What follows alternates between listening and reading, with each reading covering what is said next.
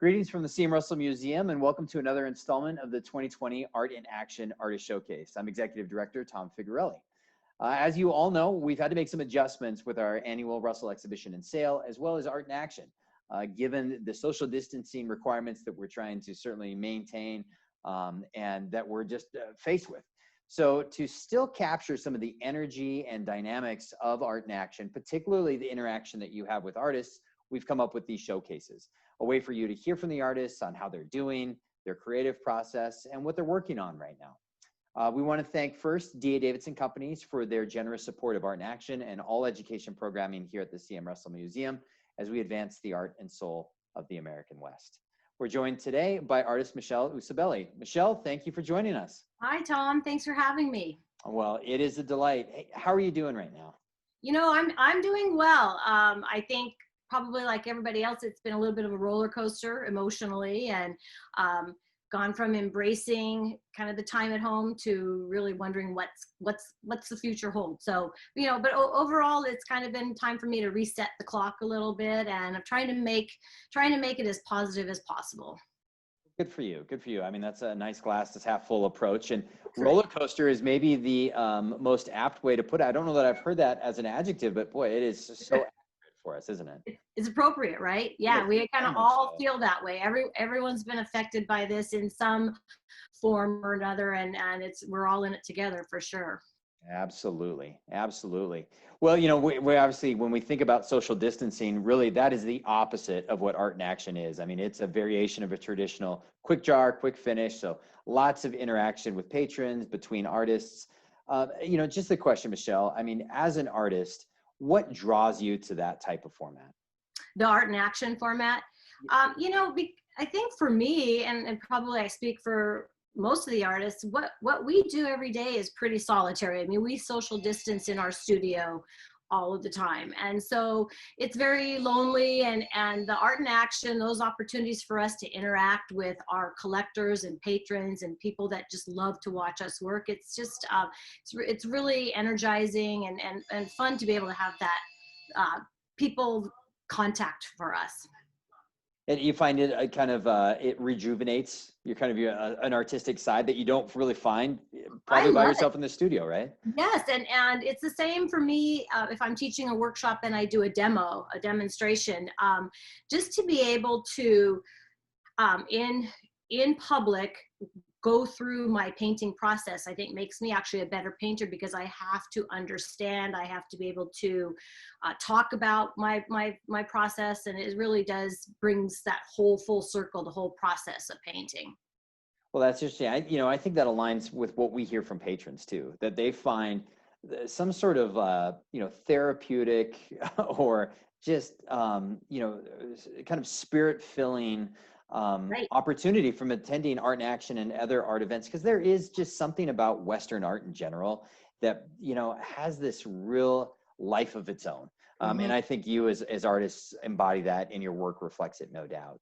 Right. No, it is really true. I think the one thing that makes Art in Actions stand out to me, a lot of the quick draws have gone to just that. They aren't the full process. People are coming, artists have their paintings going, and so what happens is the public misses out on all the steps of creating a piece of art, and I think that the public that's watching really loves to see the artist process, and it brings them into a bit greater understanding of how we work, and it kind of helps them really appreciate what goes into creating a piece of art.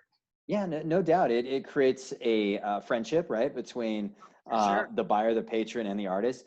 But then it creates a relationship between someone who maybe purchases that piece, and then they saw it at some stage, whether it was at the beginning or the end. So they kind of have a bridge there. Absolutely. Yeah, they feel a connection to it for sure. Well, absolutely. Speaking about pieces, you're surrounded by a few of your works behind you. Can you just share with what's got your focus right now?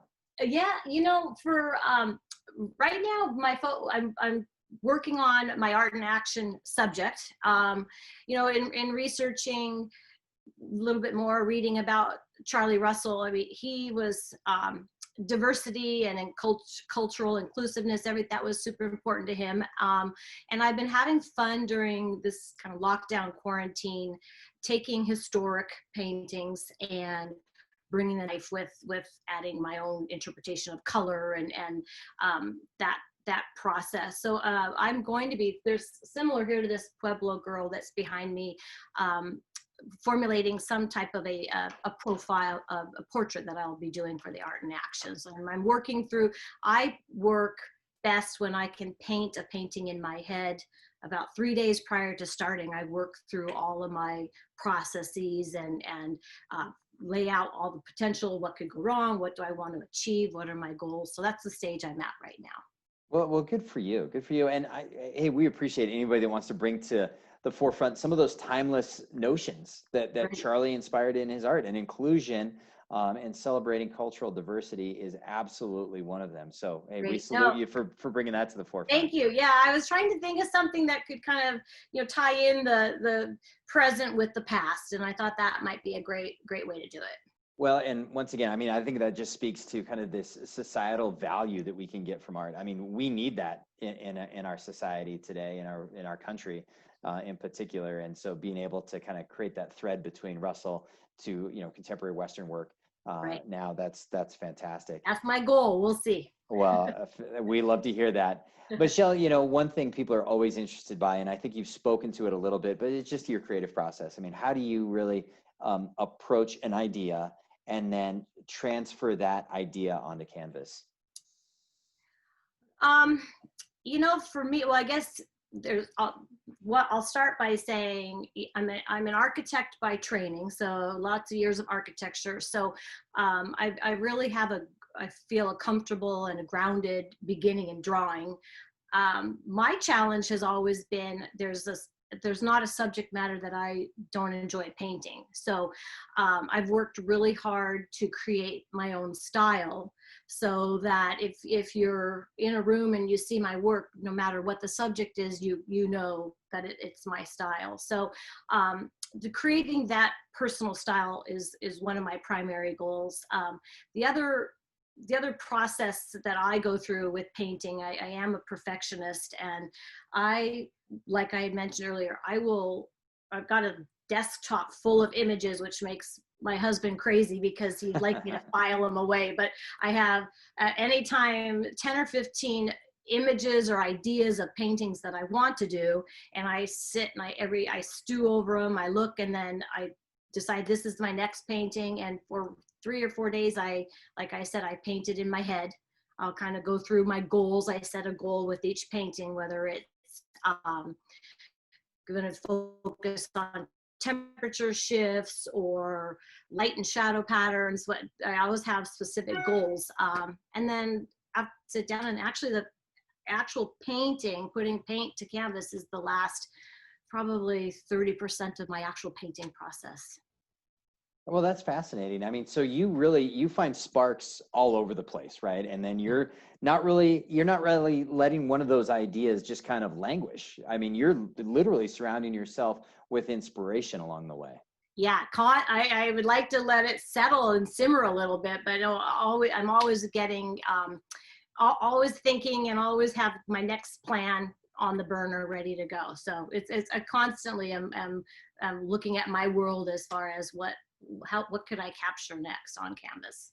Well, and I think, the layer of that is probably even really fascinating to me. You mentioned is that you're an architect by training. Mm-hmm. So it would feel by virtue of that you might be very linear in your thinking, but it seems like you've kind of got some diversity in how you approach your work. I think when I first started painting, I the joke around my family is that I was like chewing ground glass.